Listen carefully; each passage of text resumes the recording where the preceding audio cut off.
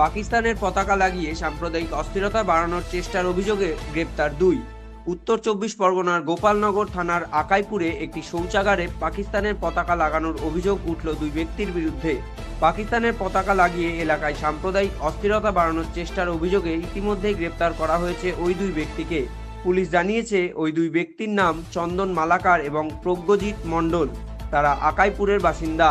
বনগাঁ জেলা police super Dinesh Kumar সাংবাদিক বৈঠক করে জানান, দুই ব্যক্তি পাকিস্তানের পতাকা লাগিয়ে ভারত বিদ্বেষী স্লোগান তোলার পরিকল্পনা করছিল।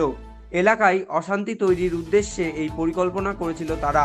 অভিযুক্ত দুজনকে গ্রেপ্তার করা হয়েছে এবং নির্দিষ্ট ধারায় মামলা রুজু করে বনগাঁ মহকুমা আদালতে তোলা হয়েছে।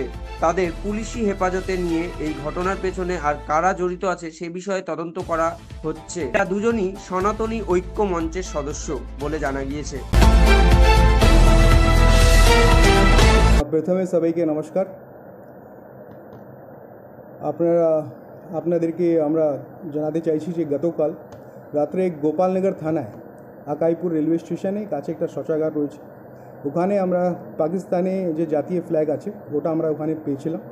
পরবর্তীকালে সোর্স ইনফরমেশন লাগিয়ে বিভিন্ন ইন্টেলিজেন্সটা ইউজ করে আমরা যারা এটা লাগিয়েছিলেন ওদের আমরা খোঁজ পাই। তারপরে জানা গেছে যে ওখানকারই স্থানীয় বাসিন্দা গোপালনগর থানায় দুজন নাম হচ্ছে, একজন চন্দন মালাকর, বয়স হচ্ছে 30, একটা নাম হচ্ছে প্রজ্ঞাজিৎ মণ্ডল। ইচ্ছাকৃতভাবে ইন্টেনশনালি উনি ওটা কাজ করেছিলেন। তারপরে এটাও জানা গেছে কি যে ফ্ল্যাগটা ওখানে পাকিস্তানে লাগানো আছে এটাও ওদের ধারণা ছিল, কনস্পিরেসি ছিল कि ওখানে লেখা হবে হিন্দুস্তান মুর্দাবাদ অ্যান্ড পাকিস্তান জিন্দাবাদ। কমিউনাল ডিসহারমনি पैदा করার জন্য ওটা এই কাজটা করতে চলেছিলেন। পুলিশ টাইমলিটা ইনফরমেশন পেয়ে ওদেরকে অ্যারেস্ট করা হয়। ওরা এই কথাটা কনফেস করেছে। আমাদের কাছে ম্যাটেরিয়াল এভিডেন্সও আমরা পেয়েছি। স্পেসিফিক কেসে ওনাদেরকে অ্যারেস্ট করে আজকে আমরা লন্ডন কোর্টে ফরওয়ার্ড করছি অ্যান্ড পিসি ডিমান্ড করছি। এই কেসে আরও কারা কারা ইনভলভ আছে ওটা আমরা দেখছি। আর যারা যারা এর মধ্যে ইনভলভ আছেন আর যারা যারা সাম্প্রদায়িক এই যে অস্থিরতা আছে এটা বাড়ানোর যে চেষ্টা করছে ওদের আগেনস্টে আইনগত পদক্ষেপ নেওয়া হবে। এটা আমরা কাউকে ছাড়বো না।